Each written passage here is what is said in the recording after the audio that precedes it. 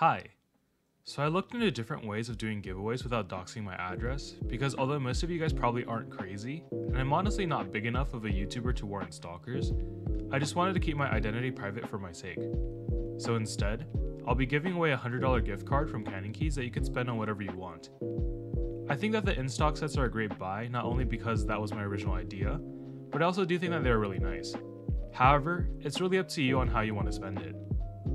Also, oh my god, is it complicated to run a giveaway.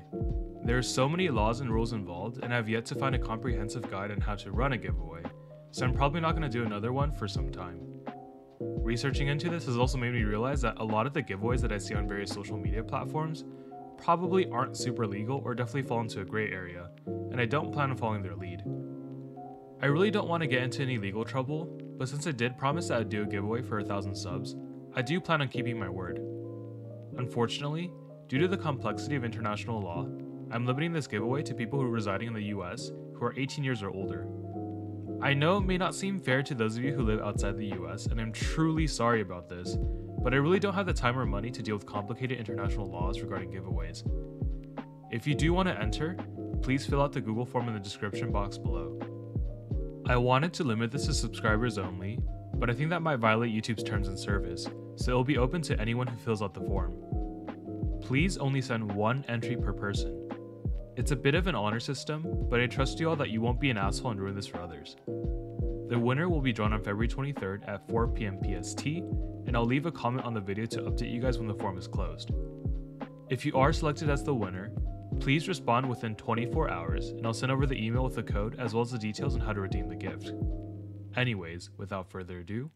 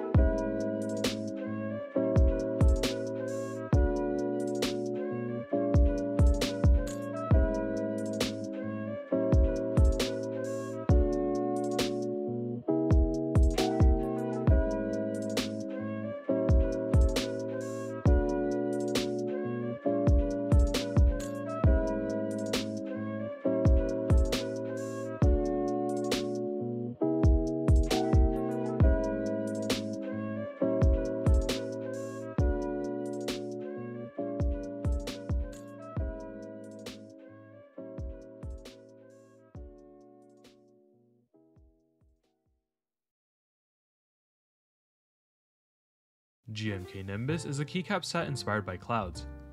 It uses a light blue color for the alphas with white mods and dark gray accents, which represent the different colors of the clouds and the sky.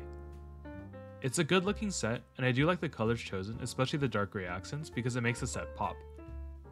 The novelty designs are quite simple and feature cloud, airplanes, and wind designs, but they work well. I wouldn't say that it's a must buy necessarily, because I do think that the set does stand very well on its own, but as always, you can consider picking up a kit if you want more customization. The spacebar kit is quite large and contains spacebars of various sizes for the light blue as well as dark gray. The group buy will also have an icon mod kit that you can buy if you prefer that aesthetic. I do really like icon mods myself, but I feel like GMK text mods are pretty clean on their own, so I probably wouldn't grab it if I joined it on the group buy. There will also be a number of artisan collabs that will run with this set. I personally think that the Monokey artisan looks the cleanest and simplest, but the Casper Keys artisans are kinda cool with the indentations. The problem for me is I'm someone who unfortunately suffers from sweaty hands, so I can imagine that the Casper Keys artisans getting kinda grody after a while. I do have an ultrasonic cleaner, so it wouldn't be that big of an issue, but I'd rather avoid it. But to be honest, I don't think that the artisans are must-buys either, and I think that you'll be fine with just the base kit and potentially the novelties kit for a bit more flair. GMK Nimbus is quite thin in terms of support for different layouts and languages, so this might be a deal breaker for some. However, if you don't need those keys and are looking for a light colored set with some nice accents, you should give GMK Nimbus a look. KAMistry is a chemistry inspired set that has a ton of support as well as some nice customization, which makes it a very unique set. Not only does it have support for 40% and ergo boards, but it also has support for CAS, which is something that isn't usually seen. KAMistry will also offer Nord, UK, German, and French kits, so if you're someone who requires those keys, this set is one of the few that provides support for it. Now, if you're just looking at a rendering of the base alphas and mods, it doesn't appear to invoke a KAMistry feel because the colors chosen are pretty normal. However, this is where the set then stands out, as the set features a periodic table alphas kit which looks really cool. There will also be an alternate numpad that features atom diagrams in the place of normal numbers, as well as a novelties kit that features science designs. If you want even more customization, KAMistry will also offer 4 different accent color sets that you can buy to give your set a bit more flair. I think that the blue and red accent sets probably match the set the best, as those are already some of the colors that are featured in the set, but you can go with orange or gray if you want to spice it up a bit. Despite all the nice things about this set, there is a potential deal breaker. The cam profile is one that is manufactured by Creative, who also manufactures Keycap sets, and if you aren't aware, they have been extremely backed up due to them trying out double shot keycaps. It seems like they finally figured out their manufacturing woes for double shot, but they do have quite a large backlog that they'll have to work through, and it's still not entirely clear if they'll be able to handle double shot. Luckily, this set appears to be die sub, so maybe it'll be able to avoid this issue, but there are cam sets such as Cam Sewington that is set to start production in October of 2022, and that set ran in November of last year. I really hope that Creative gets it together, because this is truly a unique set with a great design. The Argyle 60 is a 60% board that features a through-hole design. The case for the Argyle 60 is quite simplistic overall, and uses a classic wedge-shaped design. It doesn't feature any fancy weights or badges, but does have an engraving on the bottom of the board which looks quite nice. It keeps it simple and shows off the main selling point of the board that is protected by little acrylic panels to prevent water from seeping in and ruining your day in the off chance that you mess up.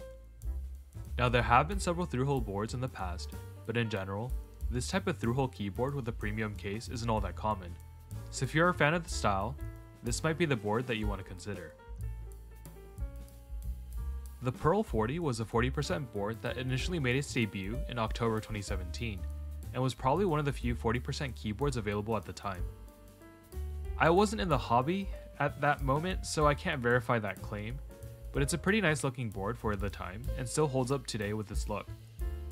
I saw that quite a few people were disappointed that they missed out on this group buy, and at the time, it appeared as if the designer had no plans on running another group buy for this board, so most people probably wrote it off as a missed opportunity. In 2017, the board sold for $280, but now for its 2022 refresh, the Pearl R2 will be retailing for $560. Now, that price jump is quite crazy even with all the supply and manufacturing woes that we've had for the past few years, but there are a couple additional reasons for this price bump. To start with, the R2 will now feature a stainless steel weight, rather than the sandblasted brass weight featured in R1. The PCB also now has a tiny audio buzzer and rumble feedback support, which are two features which weren't found in the first Pearl 40. The R2 version will also now have two rear USB ports, as well as a 3.5mm audio jack, which is kind of overkill for the most part, but it's there if you want it. And finally, I'm not sure where the first round Pearls were produced, but the Pearl R2 will be completely manufactured and produced in the US, which is definitely more expensive than manufacturing in China. It's a pretty steep price bump, and I'm sure that many people are probably hesitant to join in due to the price, and to be honest, so am I. I'm not a big fan of the font choice for the engraving on the bottom weight, but overall, the board does look really nice. I've been on the hunt for a good 40% board ever since the whimsy seemed to have died, and although I love the look for the Pearl R2, I just can't bring myself to shell out $560 for the board. I really hope that maybe in the future, the designer releases a cheaper version of this keyboard, and maybe I can join in on that one. But for now, I'll just keep looking for another 40% board to fill in that spot.